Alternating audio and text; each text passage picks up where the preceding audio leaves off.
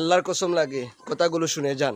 খুব ঠান্ডা মাথায় কথাটা শুনবেন। আমার মা বোন যদি আমার কথা শুনে থাকেন একটু মনোযোগ দিবেন।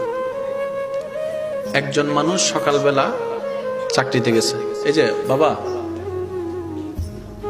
আব্বু কথা বলেন না। একজন মানুষ সকালবেলা চাকরিতে গেছে, কোন একটা কারণে বসের সাথে দুই কথা হইছে। সবার সামনে বস তাকে বকা দিছে। বকা শুনে সবার সামনে লজ্জিত হয়ে মেজাজ,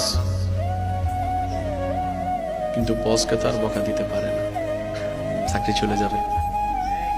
এবার সেই মানুষটা আসরের সময় ঘরে আসছে 5টা বাজে। আসার পরে সামনে রুমে বসছে। মেজাজ কি বলেন না, মেজাজ কি? ঘরের বউ কি জানে এটা? ওখানে কি হয়েছে এটা তো বউ জানে না। এবার যখন বউকে বলছে একটু পানি দাও, পানি আনছে ঠিকই, এখন ওই যে মেজাজ গরম, কেমনে মেজাজটাকে ঠান্ডা করবে, রক কেমনে দেখাবে, বস